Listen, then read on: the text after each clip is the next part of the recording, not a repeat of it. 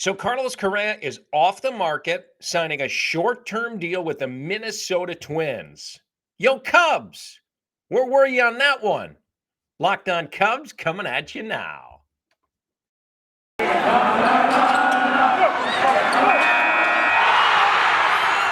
are Locked On Cubs, your daily Chicago Cubs podcast, part of the Locked On Podcast Network, your team every day.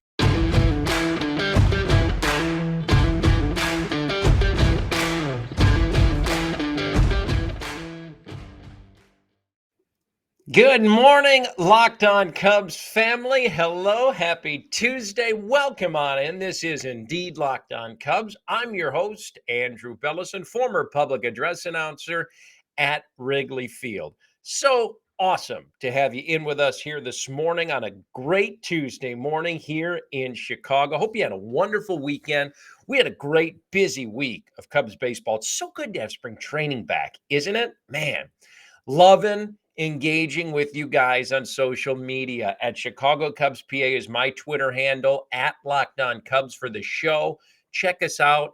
Please let us know your thoughts, what you think. I love the positivity of the Twitter world. I'm kidding, of course. Negativity rules on Twitter.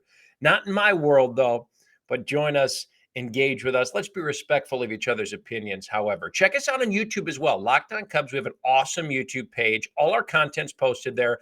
You can listen to the show and watch at the same time. Remember, we're free and available wherever you find your favorite cast. So please check us out. We can't thank you enough for making us, Locked On Cubs, your first listen each and every morning. Well, we're going to fly you out to Arizona today, so I'm glad you joined us because it's a free trip, virtually, that is. We're going to catch up on the goings-on of Cubs camp, news, notes, nuggets, newbies in Mesa. Also, how exactly did the Cubs recruit and wine and dine Japanese slugger Seiya Suzuki? We'll give you an in-depth look at that process for the newest Cubs outfielder. But first, no Carlos Correa on the north side in 2022 at least. Bummer. Does that tick you off, Cubs fans? We all thought there was a pretty good chance, right? We dedicated a lot of the MLB lockout and offseason to why or why not Correa would be a good fit, what the contract would look like, if the Cubs should pursue him, yada, yada, yada. Well, in case you missed it, the slugger signed a 3-year, $105 million deal with the Minnesota Twins. Yeah, that was our reaction as well. Contract numbers are deceiving. Let's start there. The deal actually has opt-outs after the first and second year. So in typical Scott Boras fashion, who is Carlos Correa's agent now as of this year, it's essentially a 1-year deal in the eyes of Correa's camp. So this only becomes a 2 or 3 year contract, say if Correa has a down year in 2022, which would in turn hurt his chances to go cash in on the big mega deal we all thought he was going to land now. So don't be fooled. This very likely has the makings of a one and done. $35 million for 2022. I mean, that's not chump change. I'm not saying that. But one season, provided he has the year we're all accustomed to him having, and then he likely goes back to the market and cashes in on that 10-year whatever, mega, $350 million deal. Where have I been on this Correa train this whole offseason? We talked about the shortstop at length. Where will he be? How does this help the Cubs, et cetera, et cetera? We've kept a pretty good beat on the Correa sweepstakes throughout the offseason because, hell, face it, we didn't have a whole heck of a lot to talk about at times. Did I ever feel like it was a total loss if the Cubs did not land Correa and reach an agreement? Not really. I mean, as a matter of fact, I never, and I've said this on Locked On, I said this on all the Correa episodes that we did during the lockout. I never loved the idea of these 8 to 10 year mega deals for 300, 350, buku bucks. I just feel like they all get a little dirty towards the end of the contract. Do you know what I mean? They just don't work out.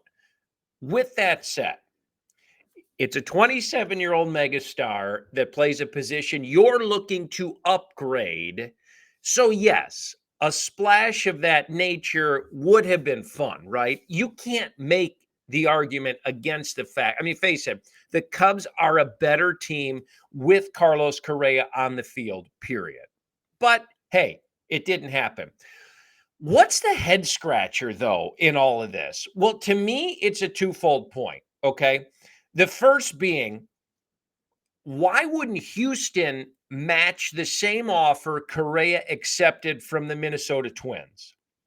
The fit seemed right. That's where he already was. The lineup with him slots in so well. I mean, granted, we here at Locked On Cubs aren't necessarily worried about what the Astros are or aren't doing with Dusty's crew in Houston, but it's a fair question to ask nonetheless, is it not? Furthermore, and most importantly, and here's number two of that twofold point. Why the heck don't the Cubs make a deal like this with him to lure him to the National League Central rather than up north with the Twins in the AL Central? I know that I've been preaching that there's reasons here why the Cubs can win the division in 2022, and I hope the Cubs feel the same way. By the calendar, are they necessarily ready to compete this year? I mean, yes and no. They weren't ready to compete in 2015 either, and they ended up beating the Cardinals in the National League Division Series and advancing to the NLCS. So is that why they didn't want to go and give a ton of money, even just for 1 year for a Correa type player? Here's what chaps me, though. I mean, what we heard is that they were in on him all off season for a short-term deal. They were not interested in giving him the 9-10+ year contract. They didn't want to do that. They were in the 5 to 7 range, and they were going to try, they meaning the Cubs, to convince Correa that Chicago was the fit on that shorter term deal. 200+ mil for 5 to 7 years. The only reason, air quotes, if you're not watching us on YouTube, there would be unwillingness. The only reason they wouldn't sign him is because there'd be an unwillingness to stretch to that 10-year, 300 million plus range, which in all seriousness, we don't necessarily blame them for. But here we are now. He signs a 3-year deal, which is essentially a 1-year deal. Is that not in the wheelhouse of where you were at, Cubs? I guess just a little confused.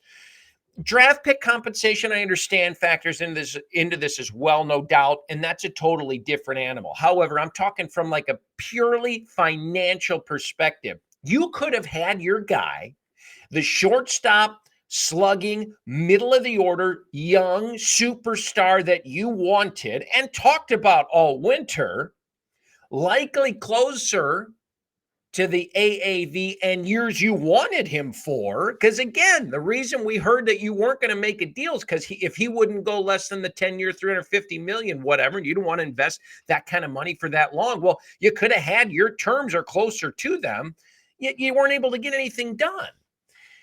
Again, this isn't me sitting here telling you that the offseason has been lost because Correa, the megastar that we all thought the Cubs had a chance to sign, goes elsewhere.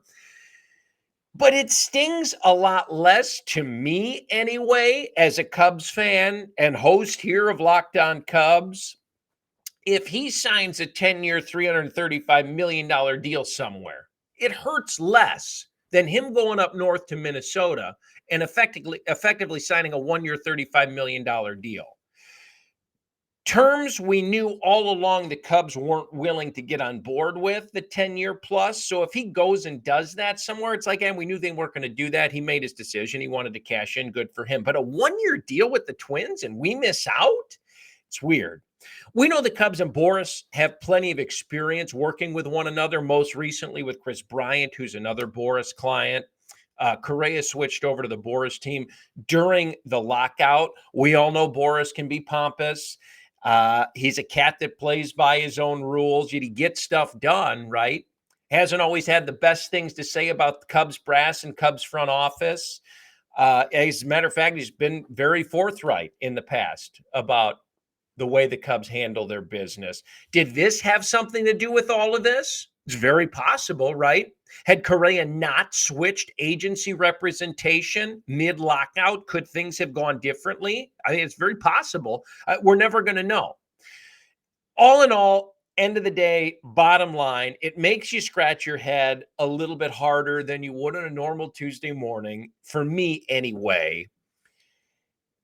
If you look at the long list of past Cubs stars that have been traded away or walked, that the Cubs were not able to lock up to longer term deals that are now playing for other clubs, maybe it's them. How will we ever know? We likely won't. Maybe it is the Cubs, but at any rate, I guess we have one final way to judge if this is an organizational thing or not, and that's with the Wilson Contreras extension / final season under contract. See how this kind of shakes out, and maybe we'll have a clearer picture of how they handle their business. At the very least, this is becoming more of a trend than a coincidence, but just very interesting the way the whole thing went down. But best of luck to Carlos in Minnesota. Just had to get that off my chest. The Cubs did not miss out on Japanese slugger Seiya Suzuki, thankfully, and the recruiting process was actually quite fun. We detail it for you now. Before we get to that, it's that time of year again. College basketball's tournament is finally upon us. And from all the latest odds, contests, and player props, BetOnline.net is the #1 source for all of your sports betting needs and information. BetOnline remains the best spot for all of your sports scores, podcasts, and news all season long. And it's not just basketball. BetOnline is your continued source for all of your sports wagering information, all your needs, including live betting and your favorite Vegas casino games as well. Head to the website today or use your mobile device to learn more about the trends in action. BetOnline, where the game starts. Grab another cup of Java. Seiya Suzuki talk coming up.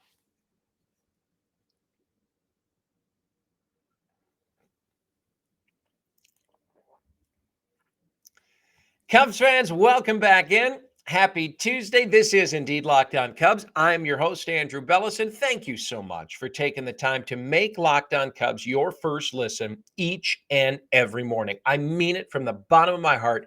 It is the ultimate honor for me to be a part of the Locked On Cubs family. So thank you for welcoming me in. Spending the morning with you is my favorite time of day. We're free and available wherever you download your favorite podcast. So please check us out today.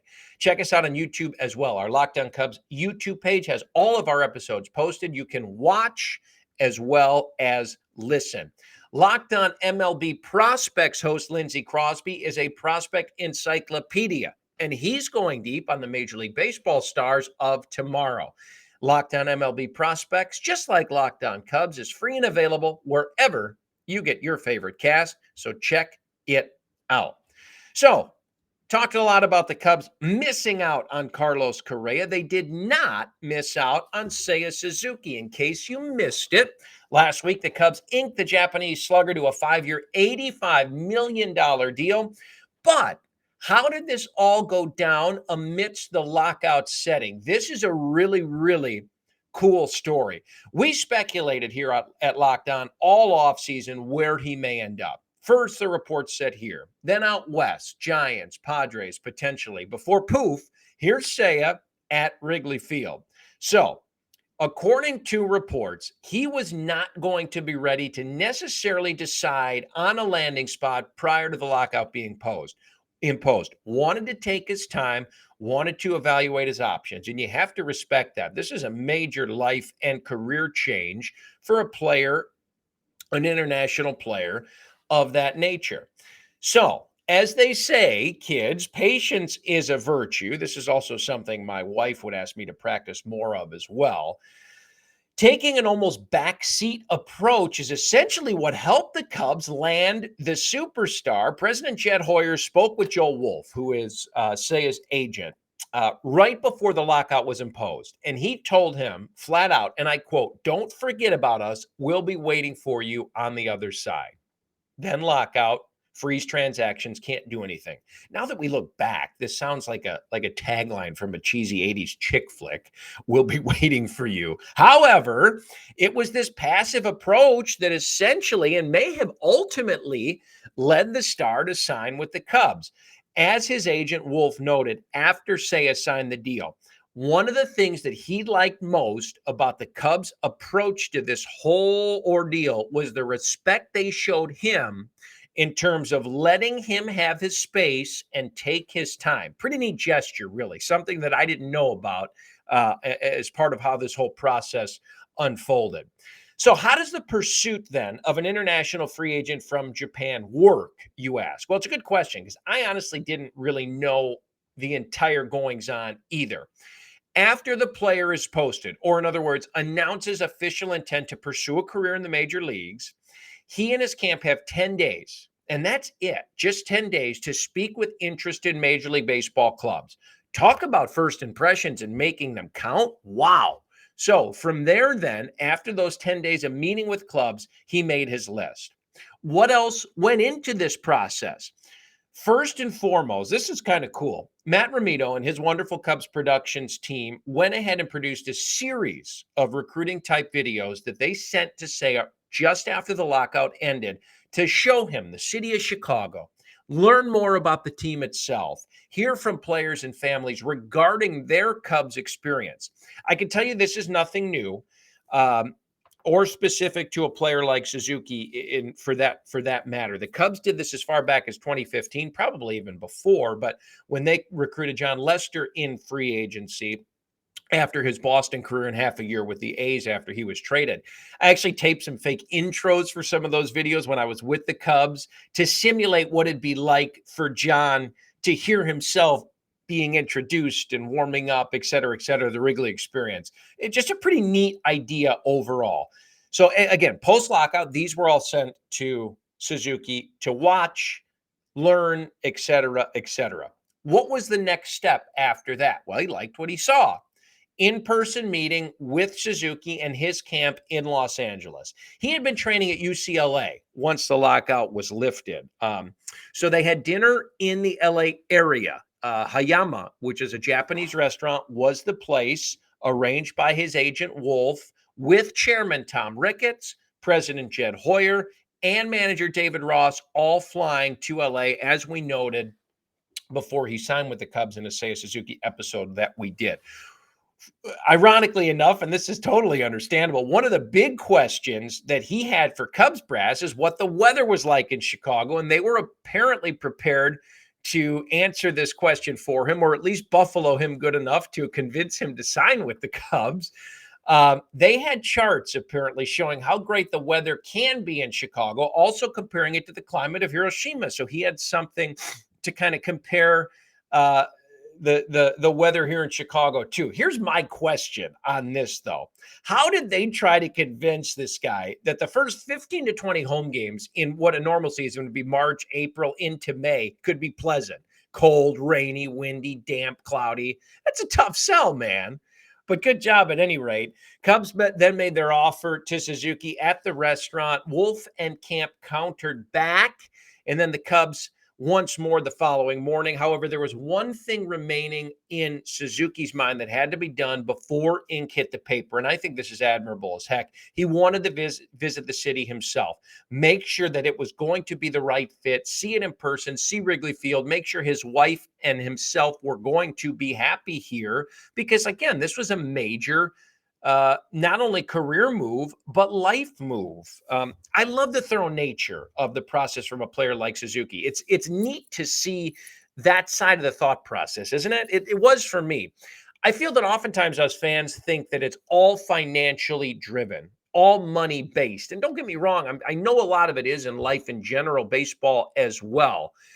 But it's not just all dollar signs. To see all the aspects that go into a decision for a player like Suzuki, the homework, the due diligence he performed, that's really awesome. To me, anyway. So long story short, he experienced Wrigley. He experienced Chicago on what we're told was a very warm March day last week. Lucky. Baseball gods were watching over the Cubs and the Cubs fans for that one. and he loved what he saw. Contract signed on Wednesday, physical last Thursday, done deal. So what does this all mean? The Suzuki deal is official. It's in the books. 5 great years of production, we hope, from a super talented outfielder. How will he adjust to the major league game? Only time's going to tell. And it's definitely going to be a change, and there's going to be a learning curve, no doubt. With that said, nobody's more excited to watch him grow here than I am, and I am stoked that he chose Wrigley Field and the Chicago Cubs as his landing spot. Seiya, congratulations. Cheers to a hopeful long major league career. Detailing the recruiting process seemed fun. My hope is that you learned a little something of what goes into the courting of an international player such as Suzuki, because I learned a lot looking into this as well. Mesa is busy and bustling now. Are you ready? I want to take you on a little trip virtually, of course, because I can't afford to take all of you. I'd love to, though. Let's head to Mesa here in a little bit. Before we do, want to remind you that with the ever-increasing number of makes and models, it is now impossible for your local chain auto parts store or dealership to stock all the parts you need for your car or truck. Why endure often pointless or seemingly intimidating questioning when you can save time and money using rockauto.com? You can spend 30, 50, even 100% less. Rockauto.com is a family business that's been serving do-it-yourselfers like you and I for over 20 years. Plus, they have everything you need for your car: brake parts, tail lamps, motor oil, even new carpet. Go to rockauto.com right now. See all the parts available for your car or truck and write "Locked On" in their "How did you hear about us" box so they know we sent you. Amazing selection, reliably low prices, all the parts your car will ever need. rockauto.com. Locked On Cubs continues now.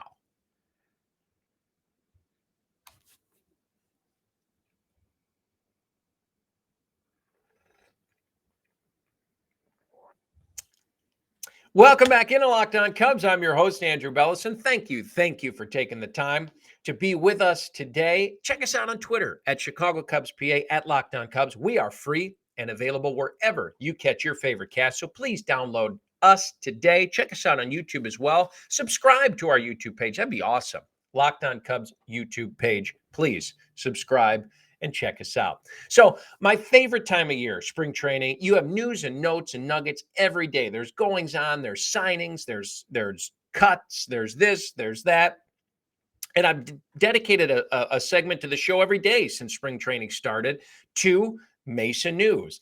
And we're delayed. I mean, spring training was delayed. It's condensed this year, so we don't get as much spring training enjoyment as normal, but I want to keep you up to the goings on, the news, the nuggets. Cubs have been busy. Moves. And you might have heard about these, but I want to catch up what they've done roster-wise. Listen, the games, they don't matter. You go 0 and however many games they're playing this year, 0 and 18 or whatever it is. It doesn't matter this year.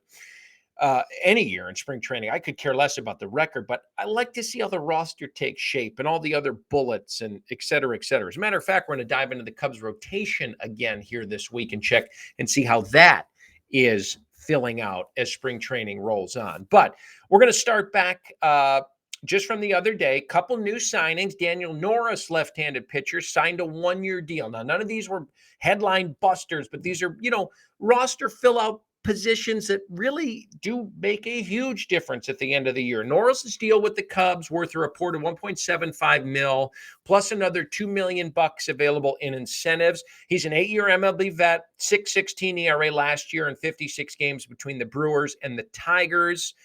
Threw about 57 innings, struck out 38 and walked 30. What does Norris do? I mean, he gives the Cubs bullpen an experienced lefty option. So there you have it. See what kind of year he could have on the north side. Another lefty pitcher brought in as well. Drew Smyly signed to a 1-year contract. You're saying, I know that name, Drew Smyly. Yes, you do. Cubs brought the 32-year-old Smyly back into the fold. 1-year deal includes a $4.25 million salary for 2022, plus a mutual option for 23 with $1 million buyout. The contract also includes a $2.5 million incentive-laden package, which is great for him. Smiley rehabbed from Tommy John with the Cubs in 2018. That's why the name sounds familiar. He was traded to Texas before the 19 season. Last year, he had a 4.48 ERA in 29 games for Atlanta, made 23 starts for the Atlanta Braves, and he picked up a World Series ring. So he's back on the north side. He'll be in the mix for a rotation spot, but is also an option for the bullpen. Now, he has made it very clear he would like to start. He said the Cubs know he would like to start, but at the same time, he's willing to do what they need him to do. Listen, this is going to be part of the conversation that we're going to have later in the week about how the Cubs rotation is shaping out. Drew Smiley at the back end of that rotation, veteran left-handed leadership. I like that idea. We'll delve into that later on this week. Another infielder brought into town as well, Jonathan Villar. Remember that name? He played for the Brewers for a while. 1-year deal, $6 million, 4.5 in 22 with $1.5 million buyout in 23. Also has a $10 million mutual option for next year. Last year with the Mets, VR, 30-year-old, 249, 322, 416, banged 18 home runs. He's a switch hitter.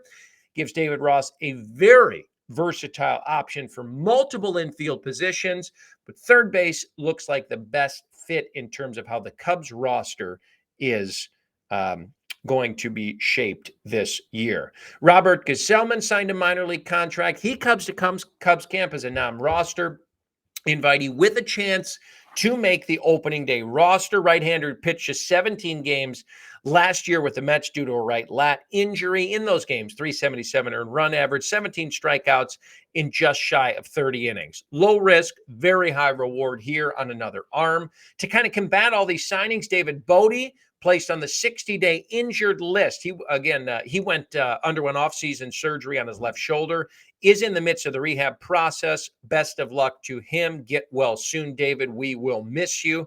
Tommy Nance placed on the 10-day injured reserve, COVID-19 related. Additionally, outfielder Nelson Velasquez, option to AAA Iowa. Infielder Christopher Morel and right-handed pitcher Alexander Vizcaino, option to AA Tennessee. And outfielder Alex Canario, option to High A South Bend. None of these prospects were in the mix for the Cubs opening day roster, but they needed room for these major league potential ready guys who were brought into camp. More Mesa talk tomorrow.